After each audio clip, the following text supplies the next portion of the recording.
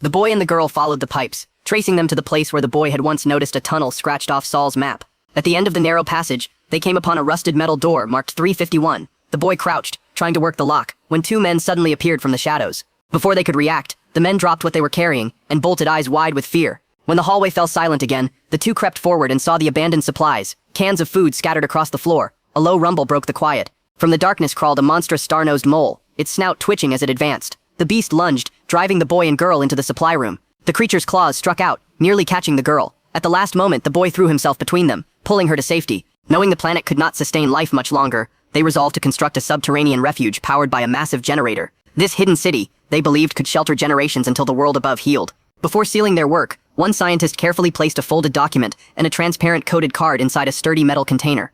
The device was set to open in 2 centuries, long enough, they hoped, for Ember's citizens to endure below ground. The founders entrusted the box to Ember's first mayor, instructing that it be passed to each successor in turn. For years, the tradition held. The box was handed down from leader to leader, its true purpose unknown, only the promise that it would reveal itself when most needed. But fate intervened. Nearly 150 years later, a mayor died suddenly before naming a successor. The box was misplaced, buried among forgotten relics of the city. Time went on, and Ember's people lived unaware of the treasure lying dormant in the shadows.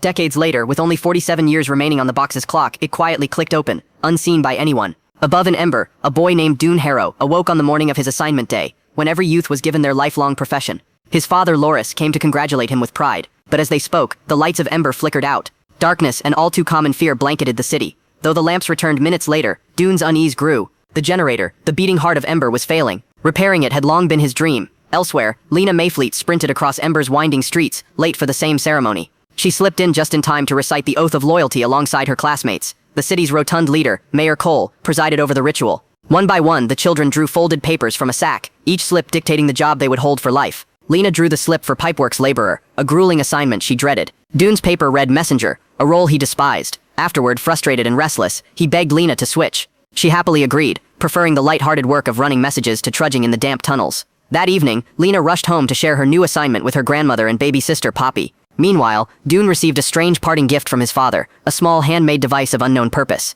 Lena urged his son to observe the world closely and use the device wisely when the time came. But Dune, irritated by his father's cryptic advice, brushed him off and stormed outside. There, he spotted a beetle, oddly large, glistening under the lamplight, and curiously let it crawl along his hand. At her own home, Lena tucked Poppy into bed. Using pedals to power a recording machine, she replayed a message from her late father, followed by another voice, a man named Barrow, speaking of protecting his son. The next morning, Lena donned the red messenger's coat with pride, impressing her supervisor with her quick recall of the rules. Across town, Dune descended into the pipeworks. His new overseer, Saul, issued him tools and a helmet, instructing him to carve his name on it so his body could be identified if he perished underground.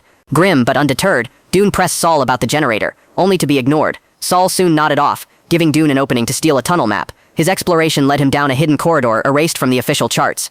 It brought him to a supply depot, where he was caught by Looper, a surly trader, who flung him out into the streets. Humiliated, Dune wandered until the city was plunged into darkness by another outage. In the chaos, he stumbled into Lena, and together they waited in fear as ominous sounds echoed from the generator chamber. When the lights returned, Lena told Dune of a man recently arrested for trying to flee Ember. He spoke of monsters beyond the river, but she wondered if escape was truly possible. Meanwhile, Lena's grandmother grew frail, muttering about a family inheritance. While searching for Poppy, Lena found the child clutching the old metal box. Inside were torn fragments of a document and a transparent card. Though incomplete, the words hinted at instructions. Soon after, Lena received a delivery assignment to City Hall. Guided by Barton the guard, she noticed portraits of past mayors, one of whom, her ancestor Pod Morthwart, held the same type of metal box Poppy had discovered. In Mayor Cole's office, she glimpsed drawers stuffed with hoarded food. She dared to ask about the boxes, but the mayor dismissed her curtly. Desperate to solve its puzzle, Lena sought Dune's help. Comparing the writing to an old builder's book, they realized the papers were authentic directions from Ember's founders. Among the fragmented words was one chilling clue: exit. Together they scoured the pipeworks and found a sealed room marked 351, but their discovery was interrupted by a terrifying encounter, a monstrous star-nosed mole that nearly killed them. They barely escaped, shaken yet more certain that Ember concealed hidden truths. Lena briefly considered handing the box to Mayor Cole, but when she discovered her friend Lizzie's boyfriend Looper was smuggling food with the mayor, her doubts solidified. That night, Lena and Dune broke into room 351 and exposed Cole's stash of stolen supplies. Furious at his betrayal, they resolved to finish what their fathers had started. But soon their secret was out, and guards hunted them. Loris sacrificed himself to buy Dune time to flee, while Lena found refuge in Clary's hidden chamber, where she uncovered a strange pedal-powered vehicle crafted by Barrow and Loris long ago. Using the machine, she and Dune reached a disposal site, where they discovered how the two transparent cards fit together to form a key bearing the generator's emblem. Returning for Poppy, they navigated back to the control chamber, unlocked the sealed mechanisms, and uncovered boats hidden behind false lockers. Guided by the instructions, they launched a vessel down the underground river. The current was too weak, until Sol, realizing the truth, gave his life to release a tidal wave that carried them through the tunnels. Behind them, Mayor Cole tried to reclaim his hoard, but instead met his end in the jaws of the mole he had ignored. The children's boat surged onward, battered but intact, until it reached a calm pool and a staircase. By candlelight they climbed, emerging into the open world above. At first they saw only night, a vast blackness unlike the artificial glow of Ember's lamps. For a moment they doubted, but then the sun rose. Brilliant golden light poured over hills, forests and rivers. For the first time, they saw blue sky and green earth, alive with birds and insects. Even the giant beetle Dune had once marveled at soared past them. Looking down through a crevice, they spotted Ember glowing faintly beneath the ground.